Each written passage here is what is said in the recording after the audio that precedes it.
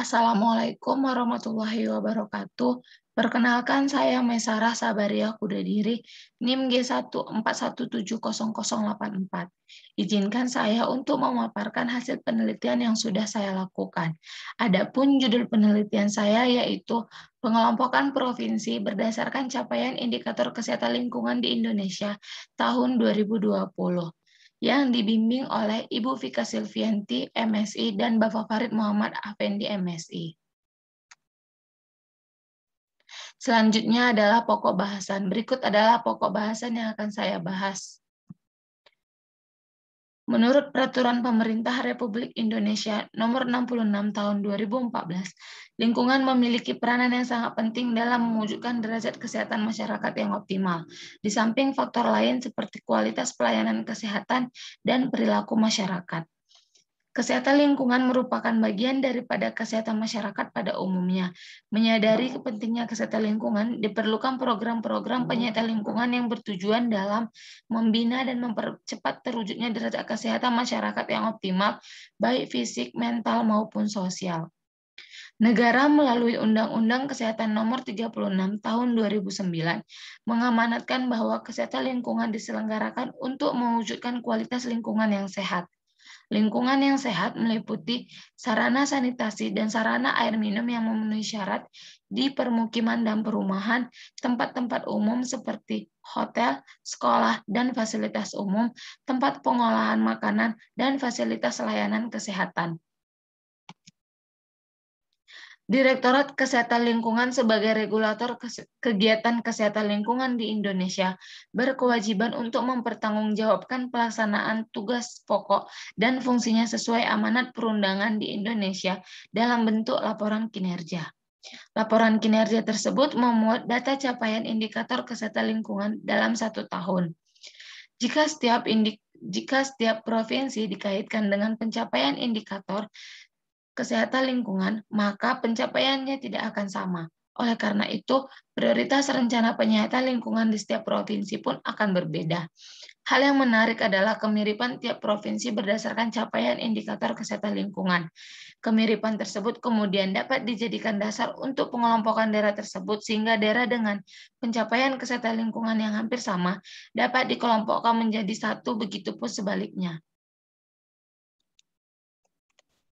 Berdasarkan penjelasan sebelumnya, penelitian ini akan menggunakan analisis gerombol dan analisis biplot sebagai visualisasinya. Analisis gerombol merupakan pengelompokan objek-objek berdasarkan kemiripan karakteristik yang dimilikinya. Dan analisis biplot adalah menggambarkan baris atau provinsi dan kolom atau peubah yang ada pada matriks data secara bersama-sama dalam sebuah grafik berdimensi rendah. Selanjutnya adalah peneliti pendahulu. Yang pertama adalah Yuliza et al. Tahun 2019 yang berjudul Penerapan Analisis Cluster Ensemble untuk mengelompokkan provinsi di Indonesia berdasarkan indikator kesehatan lingkungan. Menghasilkan solusi dengan 2 gerombol. Gerombol pertama, provinsi dengan lingkungan yang sehat, yang lebih baik dibandingkan dengan gerombol kedua berdasarkan nilai reproducibility adjusted. Yang kedua, Tri Rena Mayasari pada tahun 2018 yang berjudul Pengelompokan Provinsi berdasarkan variabel kesehatan lingkungan dan pengaruhnya terhadap kemiskinan di Indonesia tahun 2018. Menghasilkan 3 kelompok yang berbeda. Kelompok pertama, provinsi dengan karakteristik kesehatan lingkungan terburuk, kedua, karakteristik terbaik, dan ketiga, kelompok pertengahan. Selanjutnya adalah tujuan penelitian. Tujuan penelitian saya adalah mengelompokkan provinsi berdasarkan capaian indikator kesehatan lingkungan tahun 2020 agar mempermudah pemerintah dalam menentukan prioritas pembangunan kesehatan lingkungan di Indonesia. Selanjutnya adalah metode. Yang pertama, data. Data yang akan saya gunakan adalah data sekunder yang berasal dari laporan kinerja kegiatan Kesehatan Lingkungan tahun 2020, Direktorat Kesehatan Lingkungan Kementerian Kesehatan Republik Indonesia, yaitu data capaian indikator kesehatan lingkungan dari seluruh provinsi Indonesia tahun 2020. Berikut adalah peubah yang saya gunakan. Selanjutnya adalah prosedur analisis data. Yang pertama, eksplorasi data untuk mengetahui karakteristik data capaian indikator kesehatan lingkungan. Yang kedua, pemeriksaan korelasi. Yang ketiga, analisis biplot untuk melihat posisi relatif provinsi. Yang keempat, pemilihan metode analisis gerombol yang akan digunakan menggunakan nilai rasio simpangan baku. Selanjutnya, melakukan analisis gerombol terpilih. Selanjutnya, analisis biplot dengan hasil metode penggerombolan terpilih. Yang ketujuh, menentukan karakteristik hasil penggerombolan berdasarkan nilai rata-rata peubah. Dan yang terakhir adalah menarik kesimpulan berdasarkan analisis yang telah dilakukan. Hasil dan pembahasan. Yang pertama adalah deskripsi data. Berikut adalah persentase indikator desa atau kelurahan dengan stop buang air besar sembarangan. Capaian kesehatan lingkungan tertinggi pada indikator SBS terjadi di Provinsi DI Yogyakarta sebesar 100%. Capaian indikator SBS terendah yaitu Provinsi Maluku sebesar 2,5%. Terdapat 12 provinsi yang berada di atas angka nasional dan sebanyak 22 provinsi berada di bawah angka nasional. Berdasarkan target indikator SBS pada tahun 2020 yaitu sebesar 40% belum tercapai karena pencapaian indikator SBS sebesar 37,28%. Selanjutnya adalah persentase indikator sarana air minum dalam pengawasan. Pencapaian indikator PKAM tahun 2020 terdapat sebanyak 12 provinsi di Indonesia yang masih di bawah angka nasional. Capaian tertinggi adalah Provinsi Sulawesi Tengah sebesar 84,85% dan terendah adalah Provinsi Papua sebesar 34,41%. Target pencapaian indikator PKAM sesuai standar pada tahun 2020 adalah sebesar 60%. Target capaian indikator PKM tahun 2020 berdasarkan angka capaian belum tercapai karena angka nasional hanya mencapai 57,82%. Selanjutnya adalah persentase indikator jumlah Fasiankes yang memiliki pengelolaan limbah medis sesuai standar.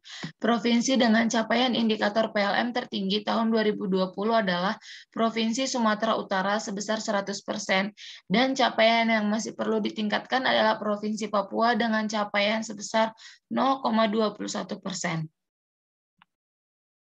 Selanjutnya adalah persentase indikator tempat pengelolaan pangan yang memenuhi syarat kesehatan. Capaian tertinggi indikator TPP adalah Provinsi Sulawesi Tengah sebesar 69,99% dan terendah adalah Provinsi Papua Barat, dan terendah adalah Provinsi Papua Barat sebesar 12,71%. Selanjutnya adalah persentase indikator tempat dan fasilitas umum yang dilakukan pengawasan sesuai standar per provinsi. Target indikator persentase TFU yang dilakukan pengawasan sesuai standar tahun 2020 sebesar 55%. Realisasi nasional indikator TFU tahun 2020 mencapai 56,67%, yang artinya persentase tempat dan fasilitas umum yang dilakukan pengawasan sesuai standar sudah mencapai target. Selanjutnya adalah pemeriksaan korelasi. Berdasarkan gambar 6 dapat dilihat koefisien korelasi antar peubah. Hasil yang diperoleh menunjukkan bahwa nilai korelasi persen antar masing-masing peubah tidak ada yang melebihi 0,8, sehingga peubah-peubah tersebut dapat digunakan untuk analisis gerombol. Selanjutnya adalah analisis biplot. Berdasarkan gambar 7, kita dapat mengetahui 4 informasi menurut Maci dan Sumertajaya tahun 2011. Yang pertama, keragaman peubah, korelasi antar peubah, kedekatan antar peubah, dan yang terakhir adalah keterkaitan peubah dengan objek. Yang pertama adalah keragaman peubah. Keragaman dari 5 peubah relatif serupa karena panjang vektornya yang hampir sama. Peubah TFU, PLM, dan PKM memiliki keragaman yang lebih tinggi daripada peubah SBS dan TPP. Yang kedua adalah korelasi antar peubah. Berdasarkan sudut antar peubah, semakin sempit sudut yang dibuat antara dua peubah, maka semakin tinggi korelasinya. Dapat dilihat pada peubah TPP dengan SBS, peubah TFU dengan PLM, PKAM dengan peubah SBS, dan peubah TPP memiliki korelasi positif yang cukup tinggi. Begitupun sebaliknya. Sudut yang semakin besar atau berlawanan arah menunjukkan korelasi negatif dari peubah seperti PKAM dengan TFU, SBS dengan TFU, PKAM dengan PLM, dan TPP dengan PLM. Yang ketiga adalah kedekatan antar objek. Berdasarkan kedekatan provinsi dengan peubah yang diamati, semakin dekat letak provinsi dengan arah yang ditunjuk oleh suatu peubah, maka semakin tinggi nilai peubah tersebut untuk objek itu. Provinsi Jambi, Bali, Sumsel, Sulbar, Maluku, Sulut, NTT, dan Maluku Utara cenderung tinggi pada peubah PKAM. Provinsi DIY, Jateng, Sulsel, KBB Lampung, NTB Jatim, dan Kalut memiliki peubah SBS dan TPP cenderung tinggi. Yang terakhir, Provinsi Bengkulu, DKI, Kaltim, Kalteng, Sumbar, Kepri, Kalsel, Riau, Banten memiliki peubah TFU dan PLM yang cenderung tinggi. Dan yang terakhir adalah keterkaitan peubah dengan objek. Semakin dekat letak dua buah objek, maka sifat yang ditunjukkan oleh nilai-nilai peubahnya semakin mirip. Dikelompokkan menjadi 6 kelompok. Kelompok yang pertama itu terdiri dari Provinsi Sumut sendiri, Provinsi Sumut berdiri sendiri.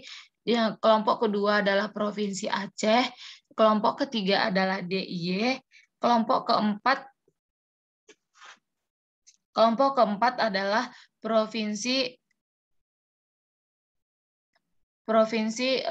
Gorontalo, NTT, Maluku Utara, Bali, Sumsel, Maluku, Sulut. Kelompok kelima adalah Provinsi Jateng, Sulsel, dan KBB. Dan kelompok yang terakhir adalah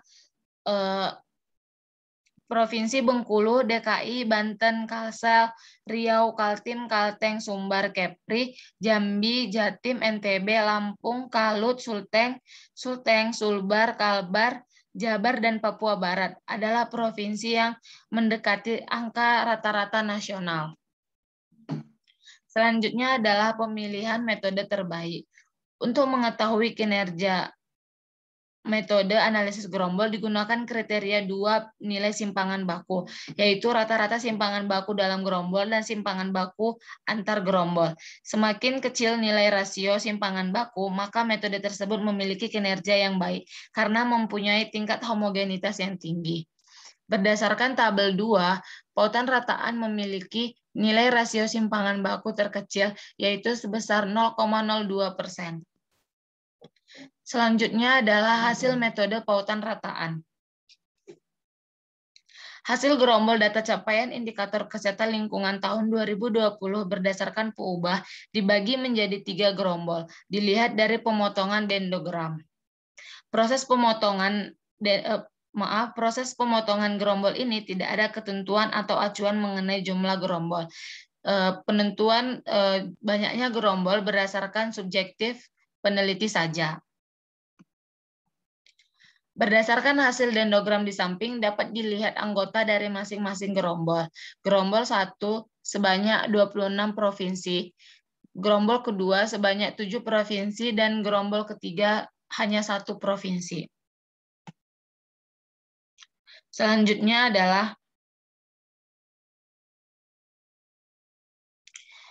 berikut adalah karakteristik anggota gerombol pautan rataan. Berdasarkan tabel 4, dapat kita ketahui gerombol 1 pencapaian indikator tertinggi pada peubah PKAM dan terkecil pada peubah SBS. Gerombol kedua pencapaian indikator tertinggi pada peubah SBS dan terkecil adalah peubah PLM. Dan gerombol ketiga pencapaian indikator tertinggi pada peubah PLM dan terkecil adalah peubah SBS. Selanjutnya adalah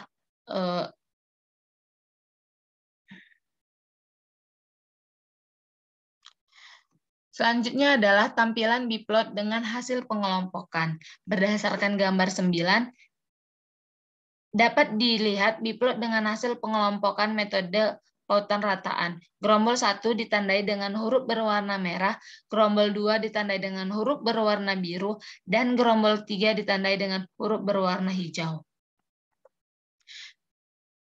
Selanjutnya adalah simpulan. Metode yang lebih tepat dalam mengelompokkan provinsi-provinsi di Indonesia berdasarkan capaian indikator kesehatan lingkungan adalah metode pautan rataan karena memiliki nilai rasio simpangan baku terkecil. Hasil pengelompokan yang diperoleh adalah 3 gerombol. Gerombol pertama terdiri dari 26 provinsi yang memiliki karakteristik pencapaian indikator PKM yang tinggi dan pencapaian indikator PLM terkecil. Gerombol kedua terdiri dari 7 provinsi yang memiliki pencapaian indikator SBS yang tinggi dan pencapaian indikator TFU yang kecil. Gerombol ketiga adalah terdiri dari 1 provinsi yang memiliki karakteristik pencapaian indikator PLM yang tinggi dan pencapaian indikator SBS terkecil. Sekian dan terima kasih.